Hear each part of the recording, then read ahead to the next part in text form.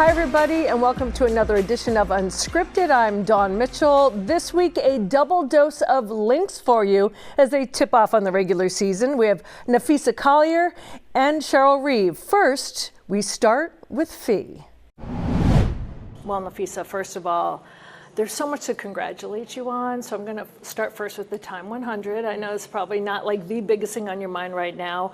I was joking like, wow, you look like a supermodel, but also for what it stood for. Well earned for you. Congratulations. How does that make you feel? Thank you. I feel super honored just to be named in the top 100. Is definitely not like something that we set out to go do. But I just feel really proud of like Stewie and the team and just how much work that they put into that. Because really they're the guys behind the scenes that are making everything happen. So really proud of them. And again, just honored to be on that list with some incredible people. I think Unrivaled is amazing. And the fact that it's just exploded, right? I think you said you've made so much, maybe 27 million, that you've funded it for the next several years. But just the energy around it, like in the women that want to play. When you and Brianna Stewart first said, hey, we're going to build this together, could you ever imagine it would take off so fast? That's what you hope for, but it's not like what you expect to happen. Yeah. So, I think we're really excited just because, I've used this analogy, but it's like when you throw a party, you want everyone to have fun at the party. So the fact that, it seemed like the players really liked it, the fans liked it, and just excited for like the future. This was year one for us. So I think just building already for what year two is going to look like, what we have planned, it's really exciting. And it's perfect because I think you mentioned like it's a rising tide that lifts all boats. It's not just for basketball, although basketball players are doing it. You're helping every female athlete that ever wanted to have more. And you're setting an example that you can have more. There is more for us, and we don't have to leave our country to do it. Yeah. How is it that you're influencing not only basketball, but other athletes?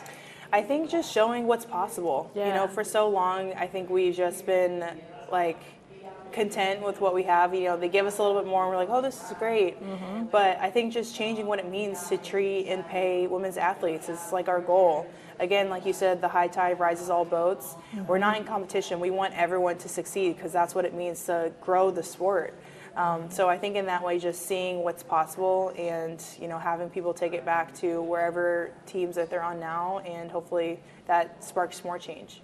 Well, also you're coming off just an amazing personal year, the WNBA, Defensive Player of the Year.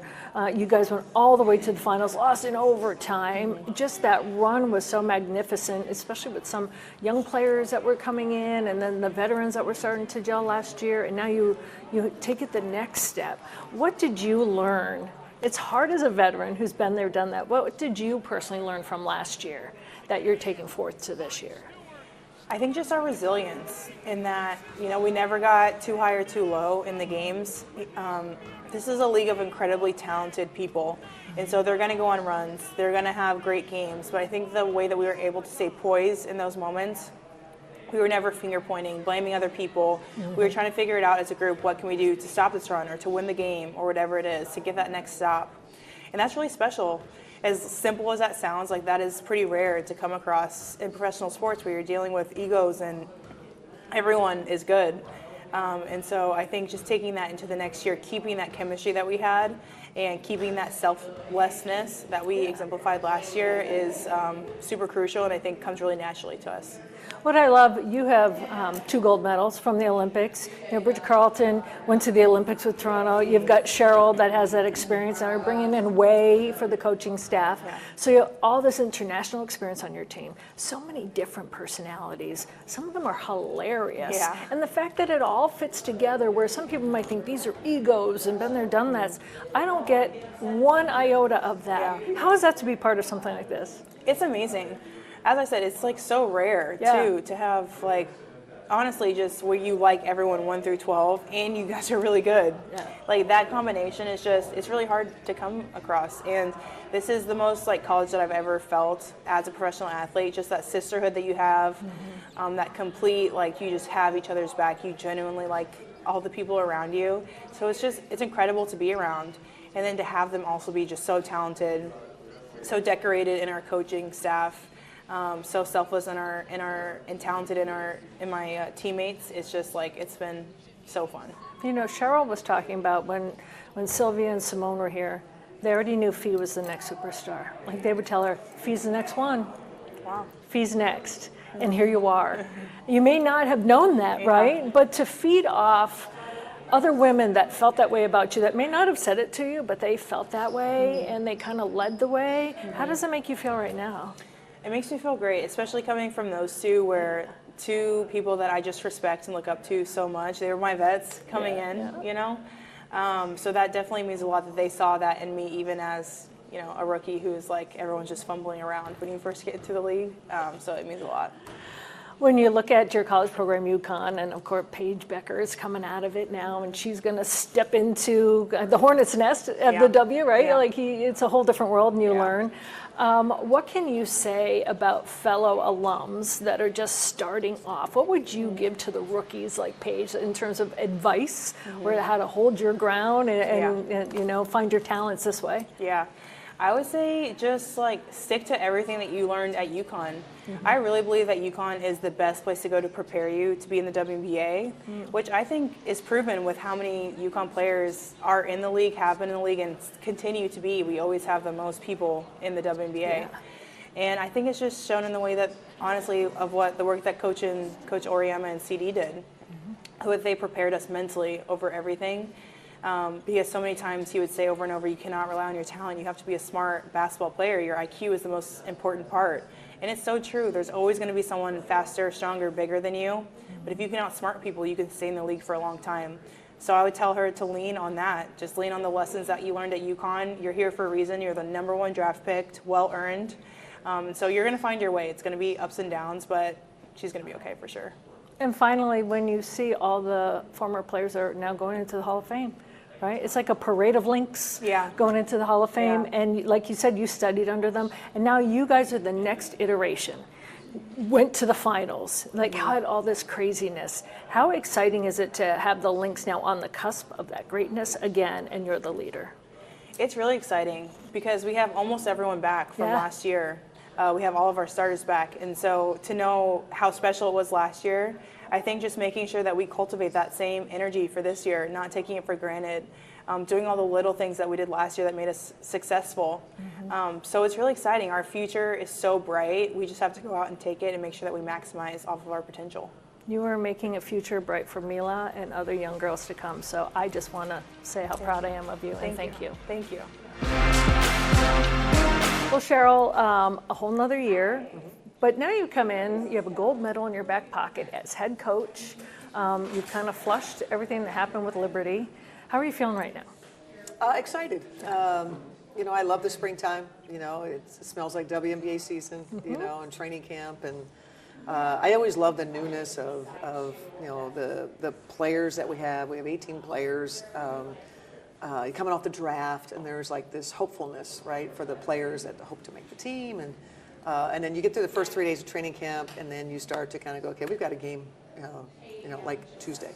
Right. You know, so then you kind of like buckle Flip down. the switch? Yeah, and so that's where we're at right now is, you know, when we get to the side of, you know, media day, we'll get back at it tomorrow. We'll take, you know, another big step in terms of our focus on our identity and that sort of thing. We've been building a foundation, you know, and now it's time to go. Now it's time to, you know, kind of get to a space where we're really locking in on, you know, a core group and how they're playing together.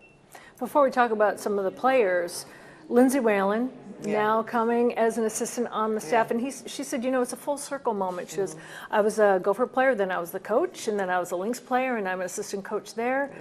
What have you seen from her in this short amount of time on your staff that, like, it's the new and improved kind of adult Lindsay? Yeah.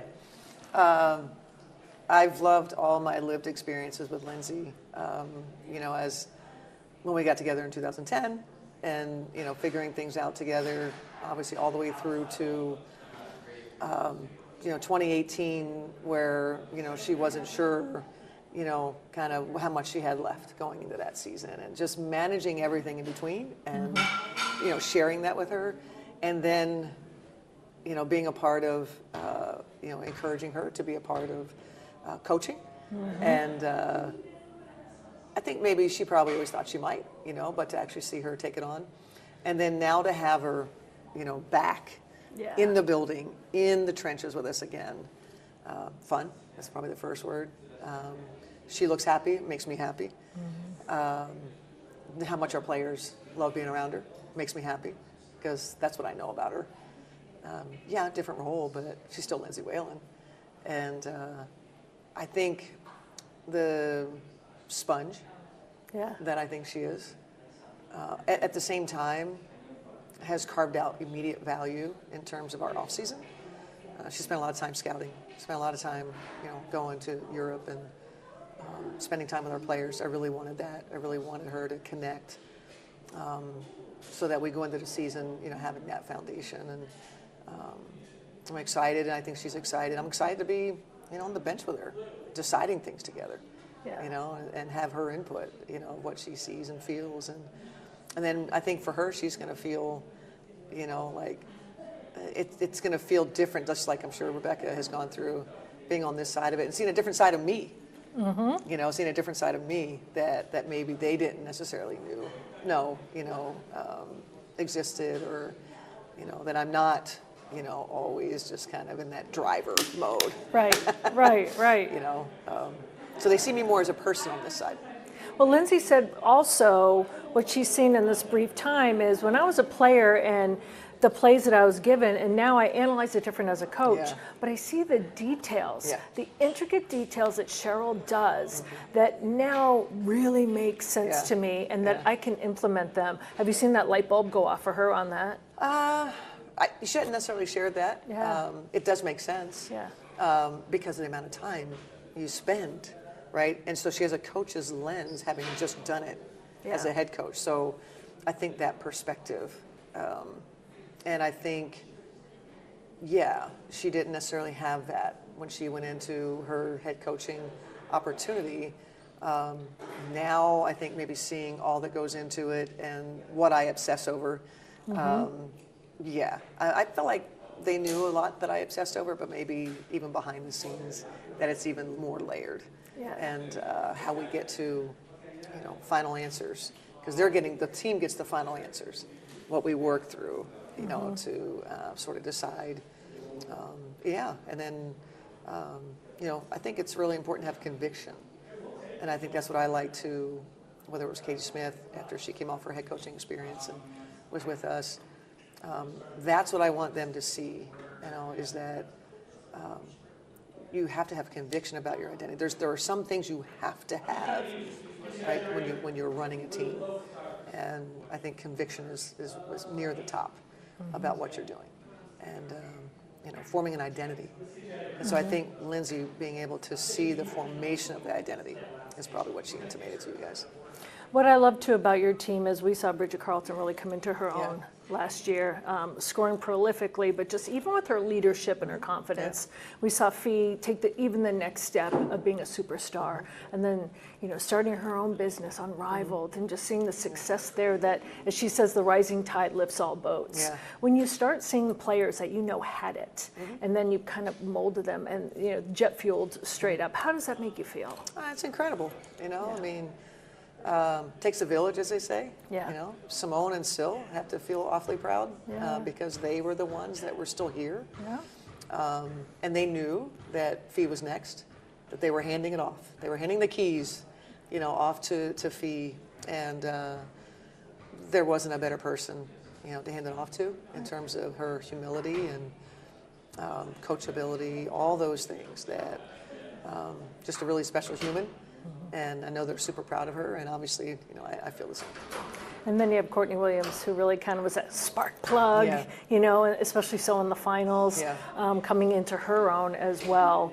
She's a veteran, she knows the game, but to just bring that, like you said, that energy, that spark, that competitiveness, and back again for more, that's a huge feather in the cap to start off your training camp and the beginning of the season. Yeah, Courtney Williams was... I think for a lot of people, maybe there was a resurgence in her career. Her ability to play the lead guard spot, point guard spot, and to run a team, I think has sort of helped her kind of form this new identity and create this tremendous value.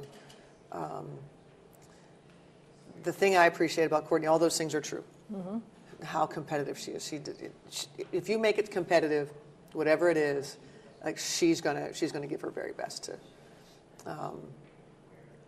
The thing I appreciate the most is the levity she brings to situations. She's just hilarious. She makes me laugh at times that maybe I didn't in the past. That I can be straightforward with her. I can say whatever. She can say whatever to me. And she has, and it's fun. And I, same way with her. Like we banter, we disagree, but all of it is rooted in just kind of like this. We both get to be ourselves. Yeah. And part of that for Courtney is being hilarious. She's funny, really, really funny. And there's a respect then too. Oh yeah. To get to that level with you, there has to be respect. It was immediate. Yeah, It was immediate. My experience with her at USA Basketball, I forget what year it was, but we were in Minneapolis, and Courtney came to the camp, and I only had a couple of interactions with her, and I was like, I like her style. Yeah. She just say what you want. Yeah. There is no but I don't, Courtney needs you to do this. Bet, got you. Say less. Yeah. Those are her things. Does she call you a dog? She's never called me a dog. Okay. I don't know. She's probably called me other things. I don't know about a dog. That's awesome. Well, before I go to, it's fresh. I know you're excited every year. I don't know what it takes to just flush things and then come back at it new, but you seem to do it. Mm-hmm. You're young players, your draft picks. I think you called me young for a second. You are young. You look brilliant. We'll go with it. Your Benjamin Buttons. You're aging backwards. There you That's go. right. What are you most excited about the new crop coming in? Yeah, I'm excited to get back together with them and our shared pain that we have. What it's going to make of us. I'm really excited to go on this journey with them and see what we can do and see if we all can't just dig a little deeper, be a little better, and let's get back and let's see if we can make it different this time. Awesome. Thank you. You're welcome.